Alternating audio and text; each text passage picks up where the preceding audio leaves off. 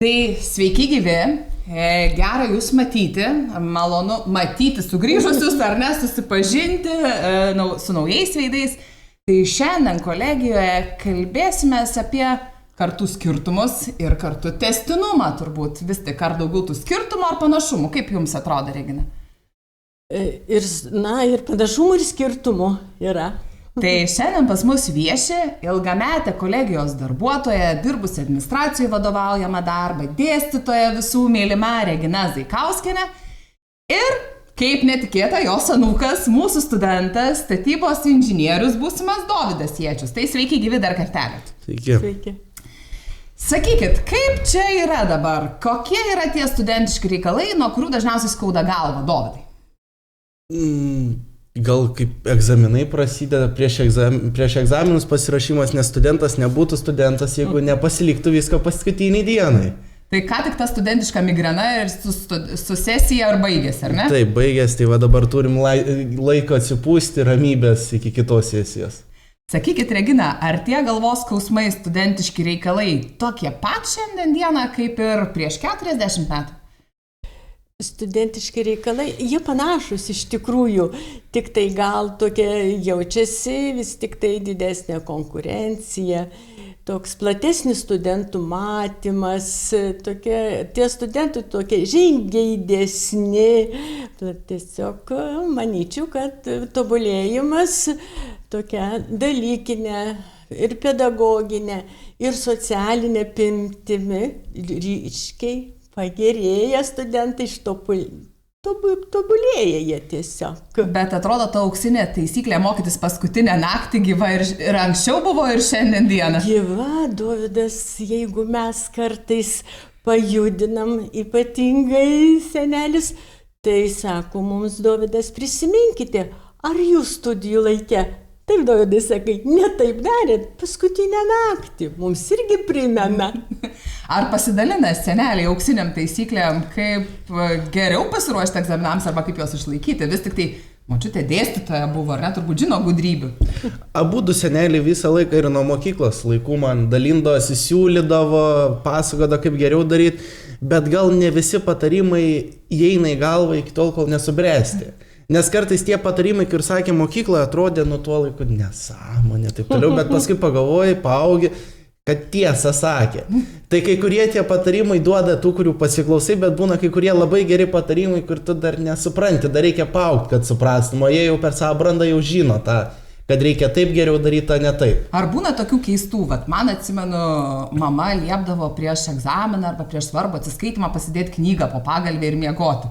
Ar tokių keistų patarimų sulauki, kurie tau atrodo keisti? Gal tokių keistų nėra. Visi tokie logiški, protingi, kad pasimokyt. Kartais ir tas, kad ko neišmokai, jau nebeišmoksi. Ir tikrai, manau, tie logiški patarimai, pasiūlymai, kurie kažkaip, neatsimenu tokio, kuris labai išsišoktų. Regina, šiais laikais studentai turi studentų chatus, ar ne, taip vadinamus pokalbių svetainės, kurie jie naudoja ten įvairiose socialiniuose tinkluose ir dalinasi gandais, paskalomis, nuogirdomis. Kaip sklisdavo kalbos jūsų laikais? Na, jos sklisdavo paprasčiau, tiesiog koridoriuose, auditorijose, kieme, ant laiptų ir bevaikštant ir taip tokių kaip socialinių nebuvo tokios apimties, bet studentai bendraudavom pilnai, tik tai ne tiek galva, kaip ir sakiau, ne tiek plačiai, ne tiek plačios apimties ir studentai dabar žingeidūs ištobulėja. Tiek informacinių, technologinių ir dalykinė linkme, ir socialinė, ir pedagoginė. Tai ar dėstytojai žinodavo, ką apie jos kalba studentai? Mes pakalbam, ar ne? Dovydai. Dėstytojai tikriausiai žinojo, kai kuriuose pravardės turėjo. Mano pravardės buvo nepiktos, bet matyt pašnekėdavo. Tai gal galit pasidalinti dabar labai smalsu, Dovydai, ar tu žinai, kokios buvo močiutės pravardės? Ne, nežinau, nesu girdėjęs. Ar galit pasidalinti dabar su visais? Dar pagalvos, ar čia manęs visas atsiminti, visokių buvo tokių. Na, bent vieną. Dabar labai įdomu, ar ne? Bent vieną. Eglutė buvo viena pavardė. Ir kodėl? Aš nešioju tuo metu, buvo karakuliniai paltukai va tokie va, ir tokie buvo sijonai tokie. Tai mane vadino Eglutė, nes gal kaip etikos dėstytojai tiko tas pavadinimas. Etiškas, ar ne? Toksai gražus ir skambus.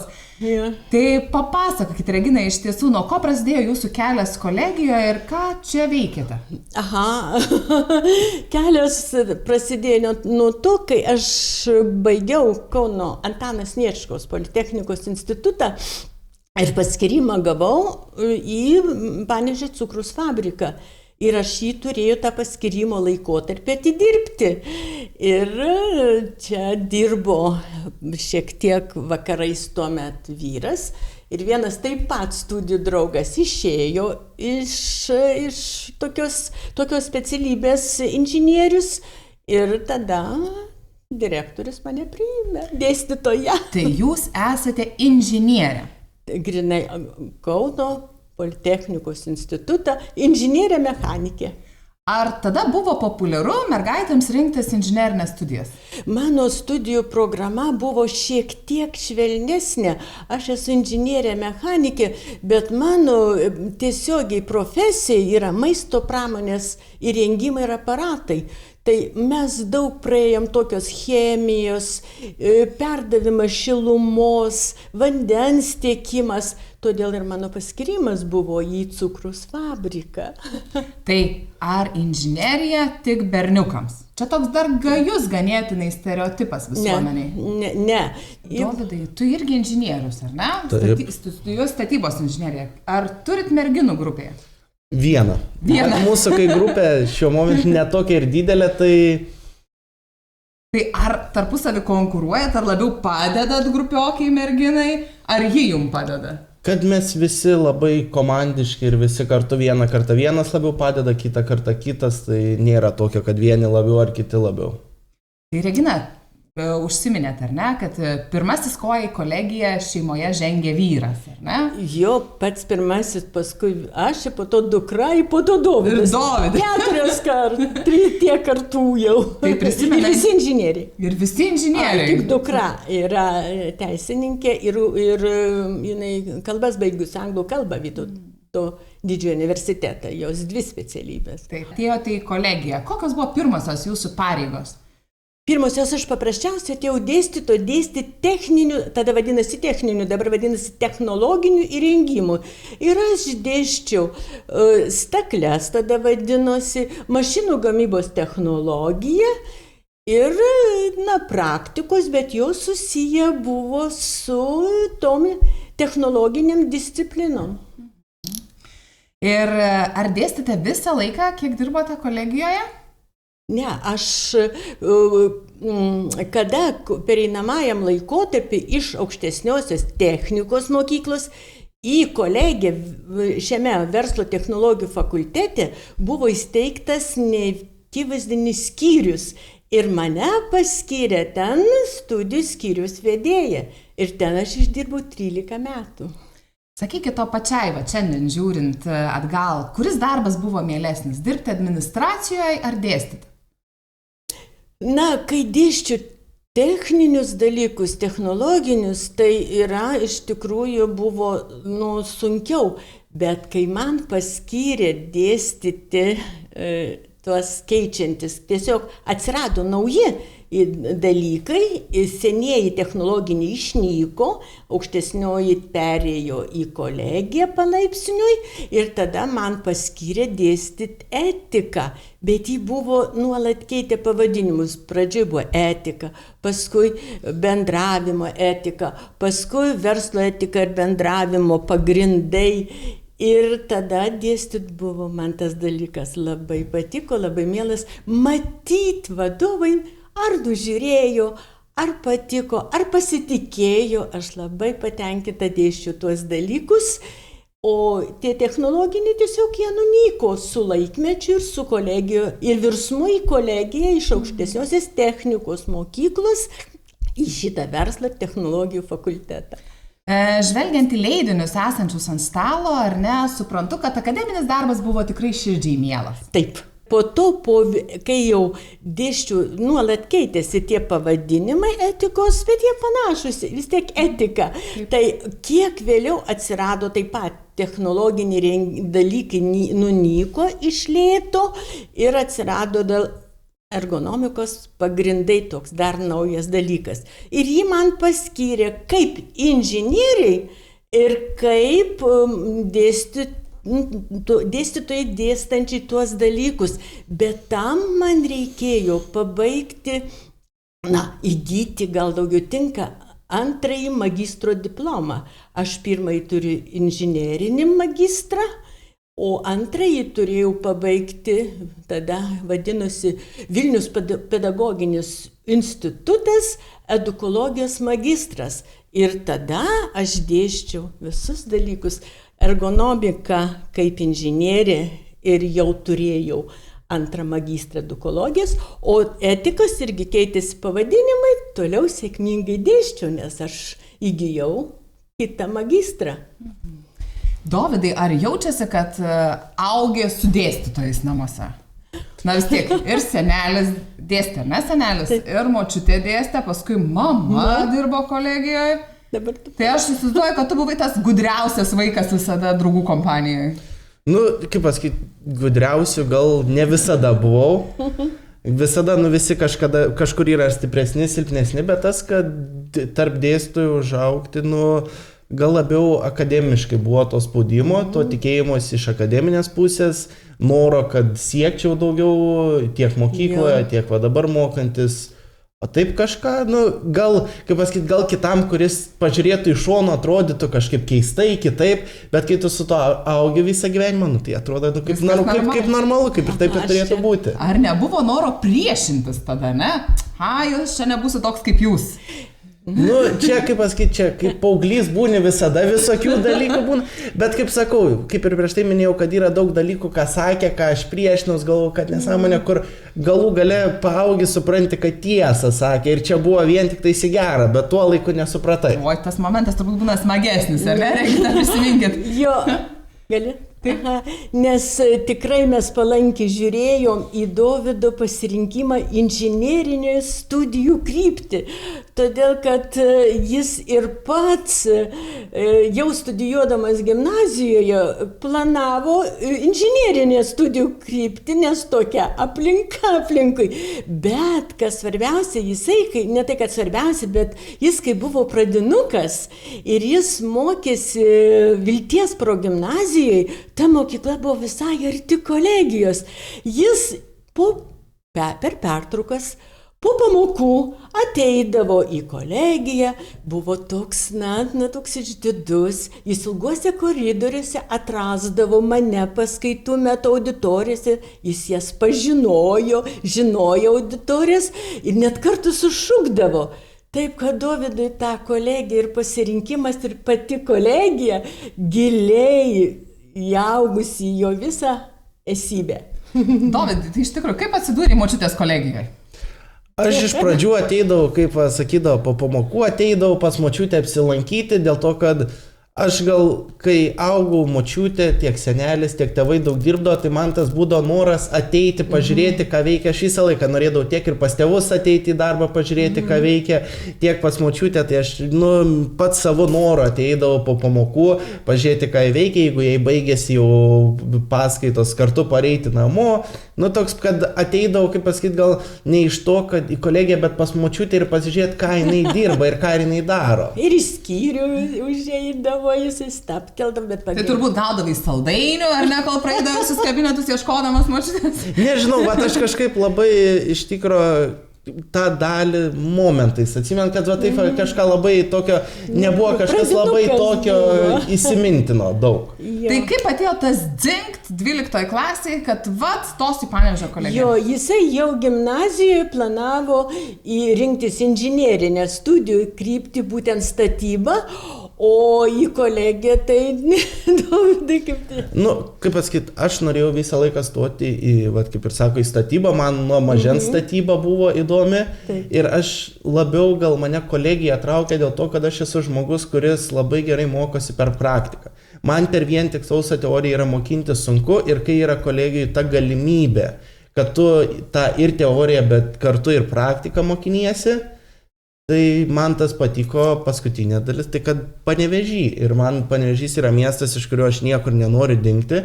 Ir noriu aš čia ir pasilikti, tai Tai tau čia netrūksta klubų, veiksmo, renginių?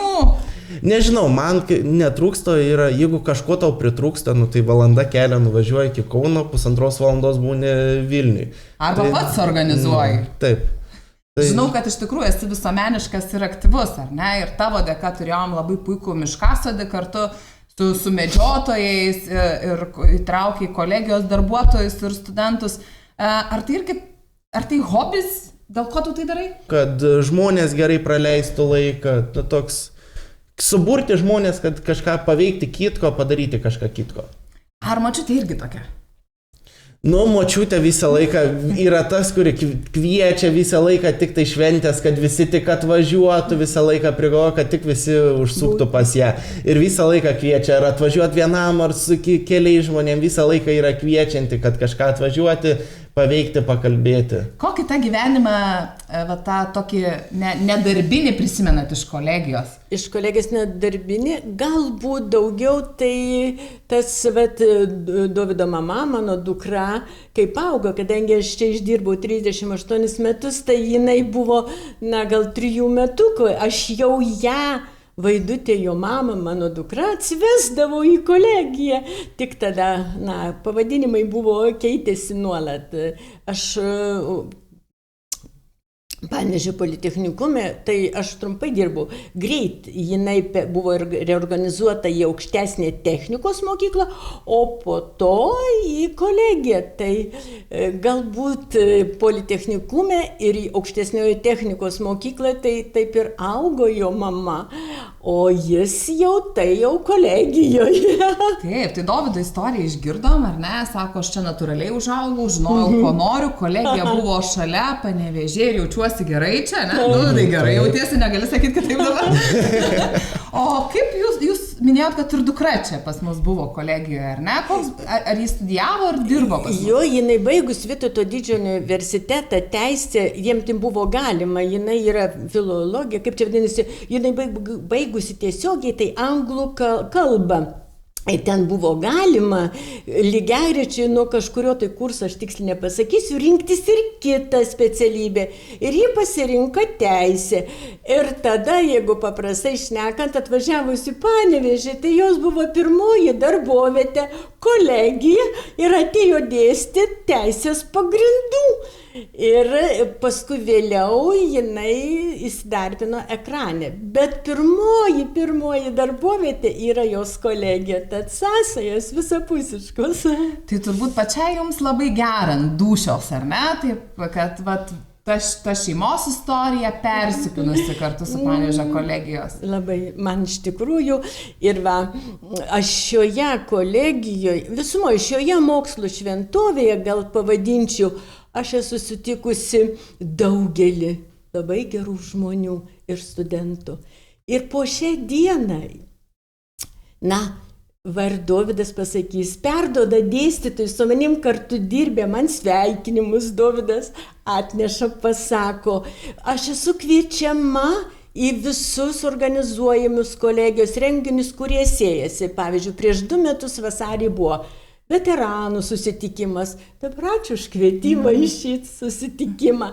Esu kviečiama ir man čia labai smagu.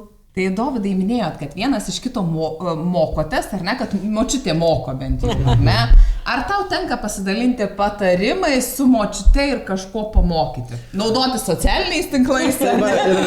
Ir norėjau sakyti, kad gal labiau senelius pamokini tų naujovių, kas pasikeičia, papasakoji kažką, kas jiem gal buvo ar keista, ar nesuprantama, paaiškini, ar su technologijom pamokini, kaip elgtis. Tas, kaip pasakyti, jaunatviškų dalykų, ko jie gal nei matė, nei žinoja, pamokini, paaiškini.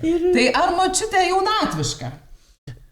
Tikrai galiu pasakyti, kad jinai yra jaunatviška, kad jinai tikrai visi tie nauji dalykai, jei priimtini ir suprantami, tai aš manau, kad tas darbas kolegijai, kai jinai dirba tarp jaunų žmonių, gal ir daveda iki to, nes tada tu, kaip pasakyti, gal ir amžium sensti, bet tu, kai augi ir gyveni tarp žmonių, kurie visą laiką jauni ir vis kartos keičiasi, tu prisitaikai prie jų. Žengi koja, ar ne? Iš tikrųjų papildymų, aš, pavyzdžiui, ir dabar, Dovydas, jisai tikrai taip sakė ir dar pritars, aš labai atlaidžiai žiūriu į jaunus žmonės, jų tą aprangą, šukuosenas, elgesį. Aš visą gyvenimą pradirbusi su jaunais žmonėm ir jie man malonu, aš tiesiog mielai į jaunus žmonės žiūriu.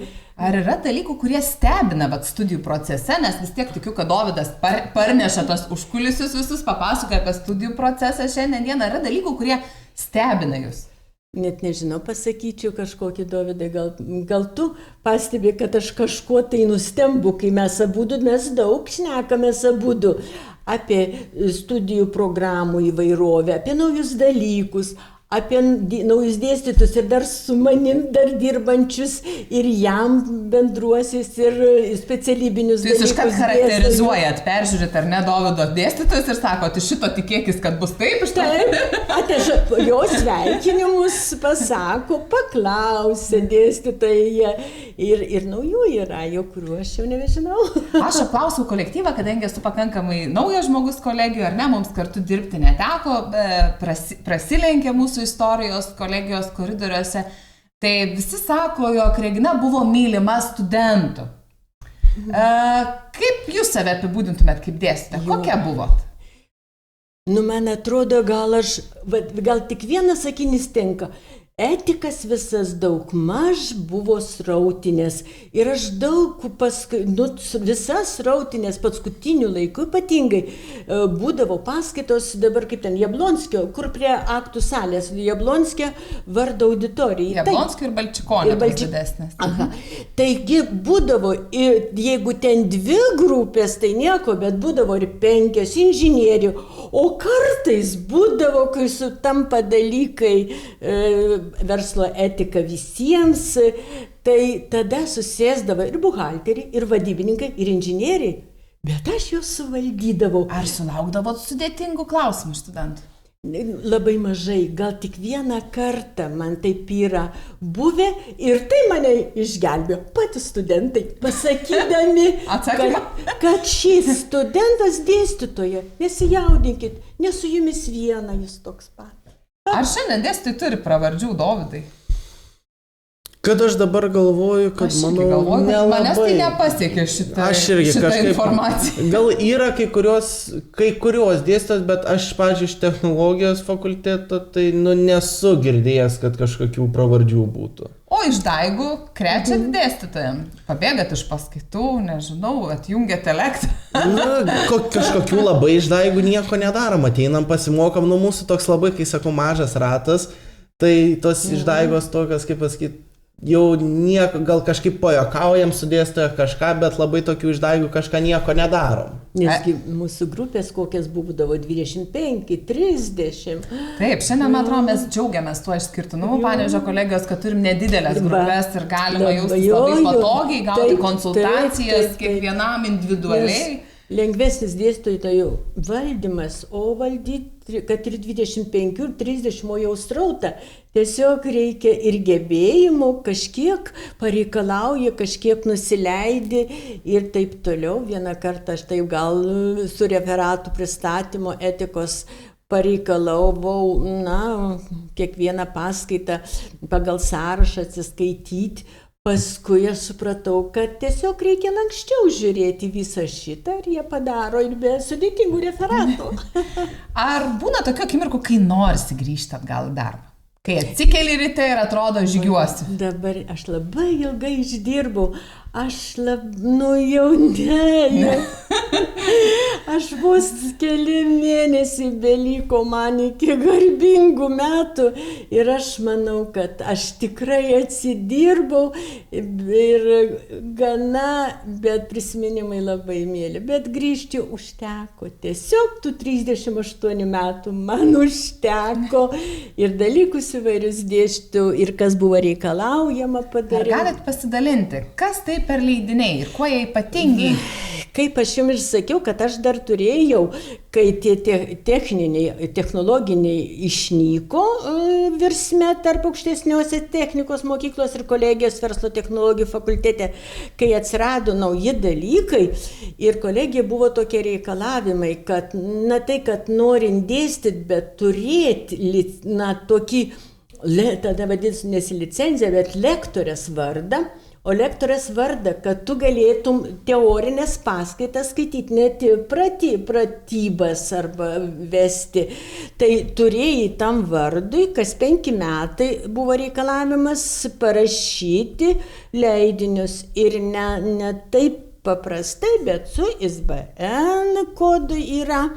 Ir aš kai dėsčiau ergonomiką, jau įgyjus ir magistro, antrąjį magistrą edukologijos ir tuose tarpuose turėjau parašyti pradžiai ergonomikos pagrindai, paskui jau dalykas panašiai buvo, bet aš čia buvau dėstysi tik tai 1 metą, tai jis yra toks, tik pagrindus pateikiau, o paskui, kai aš 5 metus ergonomiką atidėščiau, aš 11 metų šitą dalyką dėščiau, tai aš jau parašiau tobulesnį, o šitą tai gana anksti, kai jau atsirado, bet etikos jau atsirado verslo technologija.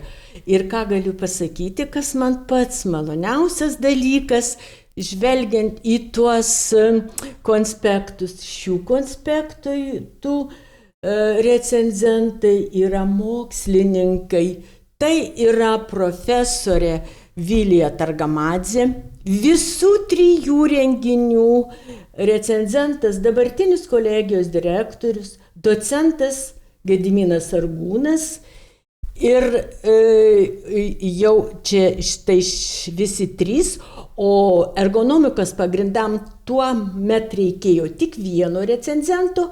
Tai buvo docentas, direktorius dabartinis kolegijos Gediminas Sargūnas, o vėliau po 5 metų, atidėščius 5 metus, jau reikėjo 2 recenzentų.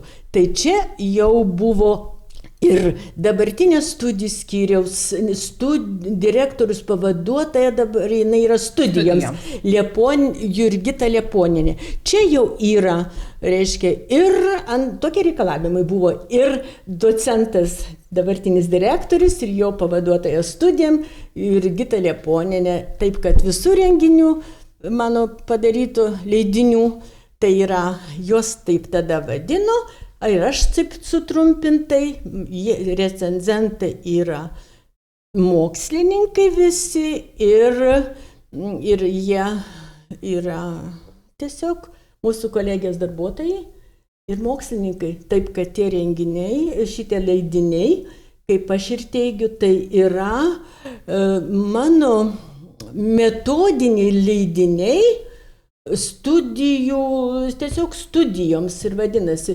Ir aš esu visų 3 leidinių autorė. Labai gražu, čia toks pasididžiavimas dabar kyla močiute, ne? Taip. Tai ar tu kada nors būsi dėstytojas? Aš nenoriu sakyti ne. Niekada dėl to, kad paskutiniu metu labai man tas, kai aš sakau ne, niekada labai atsiska prieš mane, tai aš nesakau taip, bet nesakau ne, kad paskui neprisikalbėčiau. Močiutė turbūt laiko sukryžiuotus pirštus dabar, ne? Kad būtų, ne? Dar tik papildomai direktorius Sargūnas, kai aš parašiau metus atidėščiu šitą konspektą, tada užteko jo docento 1. O šito renginys jau ergonomika, tai reikėjo jau 2 recenzentų, tai jau buvo ir direktorius, ir jo pavaduotoja, docentai. Tai tada man direktorius ir pavaduotoja Jurgita ir direktorius sako, va, šitas leidinys tai jau geras. Direktorius pavarstė, pasako, čia jau gerai, bet tai įvyko po 5 metų. Tokie tarpai buvo. Parašiau užaugę, ar ne? Ir paskui atėjo, reikia gauti kitą lektorės vardą ir reikia rašyti renginį. Tada mane pagyrė, o pavaduotoja poninė Jurgita studijoms, tuomet jinai nebuvo, ji gal net negaliu pasakyti, ar jinai jau buvo pavaduotoja, gal ne, tai ji sutvarkė man gražiai ir sakė, kaip ir profesorė Targamadzė, direktorius šitas pasakė, nu čia gerai, bet čia jau gerai.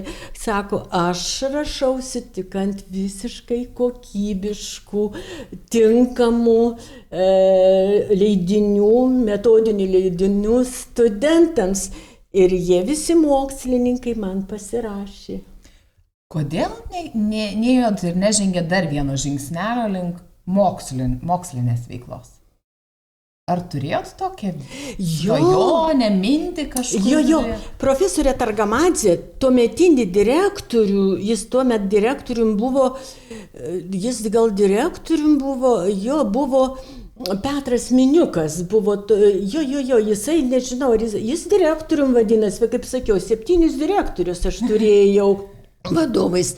Tai profesorė, va šitos knygutės profesorė, kuri man ją ir recenzavo, ji vadino jį tada stokite į doktorantūrą. Bet kai direktorius nelabai panora, tai ir man taip gavosi. Taip ir likau. Taip ir likote, ar ne? Ir puikiai toliau dalinote žiniomis jaunai žmonėm. Sakykit, kadangi dėstėte etiką, vat kaip šiandien dieną žvelgiant, ar keičiasi tie etikos standartai, normos? Oi, gal laisvesnis, patys studentai gal laisvesni, žingeidesni, tokie, ir auditorijos puošnesnės, ir tie studentai gal judresni, linksmesni, puošnesni. Viskas buvo tai gal tiesiog gražu, gerai, bet dabar išgražėja kolegijai viskas. Ir studentai, ir tos pačios, kaip Dovydai sakau, tu sėdi tuose pačiuose auditorijose, kur aš dirbu, tik išgražėjusiuose. Ar buvo kažkoks specialus kreipinys, kaip jūs kreipdavosi studentai? Dėstytoja. Dėstytoja. Kaip šiandien kreipiatės dėstytojus? Tai taip pat dėstytoja. Ar yra dėstytojai, kurie nori, kad sakytum ten, žinau, kad tenka girdėti tų legendų, ar ne, koridoriuose vaikštant, vis tiek su studentais kalbam, vieni nori, kad būtų gerbiamas dėstytojas, ar ne, kiti leidžia vardu kreiptis. Ar yra kažkokios tai tos normos, toks, kai kartais pakrinki ir galvoju, kaip čia reikėtų sakyti? Aš manyčiau, tas, kai sako dėstytoja, yra pats toks neutraliausias variantas, dėl to, kad tikrai žmonės yra daugiau pasiekę negu mes, jie ir vyresni, ir daugiau matė, tai tos pagarbos reikia jam rodyti, gal ir kartais atrodo, ką čia, bet reikia rodyti ir manau, tas dėstytoja ar dėstytoja yra toks neutraliausias variantas, kai tu gali ir tą pagarbą parodyti, bet ir kažkaip gal neišsireikšti išskirtiniškai. Kažkaip manau, kad čia yra... Bet taigi fainas tas dėstytojo darbas, tai įsivaizduoju, kad atsistoji su jaunai žmonėm, bendrauji ir tau pinigus moka. Žinau, kad šiandien dirbi, ar ne? Reikia važiuosi į darbą. Į paskaitas, bet paskui taip važiuosi. Reikia važiuoti. Sakyk, kokioj srity dirbi? Ar dirbi pagal specialybę? Aš ir dirbu pagal specialybę, statybos skyriui dirbu. Tai man labai patinka tas, kad ką paskaitose teoriškai tu pasimokini, praktikoje gali panaudoji ir tu matai, kaip praktiškai tai vyksta. Ar lengva derinti studijas ir darbą? Kaip čia pasakyti, kartais būna paprasčiau, lengva, bet kartais tikrai būna sunku ir tikrai būna, kad ilgai užsisėdi ir kartais to miego pritrūksta, ir jeigu atsitinka taip, kad kelios dienos iš eilės tokias būna, tai... Bet čia gal miego pritrūksta, nes kokį serialą tą naktį, šaudai gaudai? Ne, jau žinokit, kai būna tokias dienos, tai jau net nebėra noro to serialo žiūrėti, ar ką tik pasibaigti viską į lovą ir miegoti. Ar keičiasi iš tiesų, ar anksčiau studentai irgi aktyviai dalyvavo darbo rinkoje ir studijavo ir dirbo? Oi, mažai buvo tikrai, gal kai kurie studentai, net nežinojo, mes tikriausiai dėstė, tik neakivaizdėm skyriuje, kai aš dirbo vedėja, tai jie tikriausiai gal 90, dar, beveik visi ir tikriausiai labai mažai, kurie tiesiog tik studijavo, o dieninių studijų tai mažai dirbo. Jie tiesiog buvo studentais mažai. Kaip manot, ar yra gerai, kad studentai šiandien dieną ir dirba, ir studijuoja? Kaip atžiūriu, kaip Dovydas derina, tai yra ne taip paprasta ir studijuoti, ir derinti su darbu. Tačiau visumoje, žiūrint tokia iš dalykinės pusės, iš praktinių įgūdžių įgyjimo iš anksčiau, tai yra gerai. Tada buvo tiesiog teorinių žinių sankaupa. Ir viskas, tų praktikų būdavo. Bet mažai jų būdavo, tik tai po pirmo kursą gal net nebuvo, paskui po antro, po semestro, paskui jau trečiam jų atsirasdavo. Bet visumoje tokių, kad tiesiog dirbtų institucijose, va. Dabar kaip Dovydas tiesiog, jis buvusio Panevėžio kelių įmonė, taigi didžiulė patirtis ateičiai. Jau jo tokio studento vadovai gaudys tokius studentus jau su ta patirtim ir nebereiks įmonė jų išmokyti, jie jau moka. Taip, tai aš galvoju, kad turbūt šiandien dieną mes, kai kalbam apie studijas kolegijoje ir kai sakom jaunam žmogui ateik čia, ar ne? Tai ir giriamės tuo, kad didžioji dalis studijų iš tikrųjų yra praktiniai užsiėmimai, visiškai neperdėtai. Ir aš sakau, turi būti visiškas tinginys, jeigu trečiam kursą dar nedirbi, ne? Nes, arba turi neturėti intereso, ar ne, nes iš esmės tai darbdaviai tiesiog graibsto, kviečia jūs ir dirbti, ar ne? Kaip atsirado tavo darbas? Ar tu gavai per praktiką pasiūlymą, ar ieškojai sąmoningai? Aš dirbau jau seniau dar prieš mokydamasis ir paskui antro kurso vidury, taip sukrito, atsirado galimybė, kad galėčiau vėl dirbti, derinti su studijom, tai tą galimybę ir pasinaudojau. Ar skiriasi pačios studijos šiandien dieną nuo anksčiau? Kaip labai keičiasi? Per beveik 40 metų, ar ne, 7 direktoriai, virsmas institucijos iš vienokios į kitą, ar ne, šiandien turim Panevėžio kolegę. Kaip keitėsi pačios studijos? Kaip keitėsi studijos? Galbūt vis tik tai tobulėjimo linkme eina ir dalykų, ir studijų programų įvairovė pirmiausia, dėstomi dalykai. Ir visumoje gal atsižvelgiant į rinkos poreikį, tiesiog atsiranda naujas studijų programos, nauji dalykai ir tie dalykai tokie tikslingi, reikalingi, manyčiau, ir jų kaita tinkama. Galbūt taip galėčiau atsakyti, gal ir ne visai taip aš jums atsakiau. Tai jeigu būtumėt šiandien studentė, reikėtų stotis, vaizduokime, ne? Šiemet stojimai per Lama BPO, visai kitaip. Kokią studijų programą rinktumėtės? Studijų programą, Dovydai, žinai, apie ką aš visą laiką šneku. Jei galėčiau rinkti studijų programą, tai tik architektūrą, dizainą, aš matyt, man taip ir paskyrė tos dalykus, tai rinkčiausi iš tokios krypties. Taip, tai turbūt mūsų laikas senka į pabaigą, ar ne, labai gražu dalintis tais prisiminimais ir tokia graži ta jūsų šeimos istorija, kuri neatsiejamai persipinusi ir su Panevėžio kolegijos istorija, bet šiandien noris turbūt mūsų klausytojams, žiūrovam pasakyti bent po vieną gerą dalyką, kurį išsineštų, ar ne, kaip aš sakau, jeigu dalyvavai paskaitoti ir turėti vieną mintį, kurią išsineši, arba naują frazę, kažkokią tai savoką. Patarimas, studentiškas, tiems, kurie dar stos arba jau studijuoja. Sakykim, čia tokių porą patarimų, tai niekados nesakyk ne. Čia geras. Čia labai geras, niekados nesakyk ne ir nebijoti bandyti visko. Gal kartais atrodys, kad laiko stoka yra, kad nebespėsi taip toliau, bet visą laiką verta bandyti, o ne paskui galvoti, kad gal ir galėjau tą daryti. Regina, iš jūsų. O mano tai toks yra požiūris galbūt mokytis, siekti išsilavinimo. Ir šiandien dabartiniam studentą pasakyčiau, gal ir sunkiau, gal įvairūs požiūriai, persipinę su verslu, dar įsidarbinimo problemos, ar tai kažkas mokytis. Pirmiausia, mokytis, siekti išsilavinimo, siekti mokslo. Mokytis, siekti išsilavinimo. Ačiū Jums labai, kad skyrėt laiko ir šiandien atvykote į Panevėžio kolegiją, grįžote, ar ne?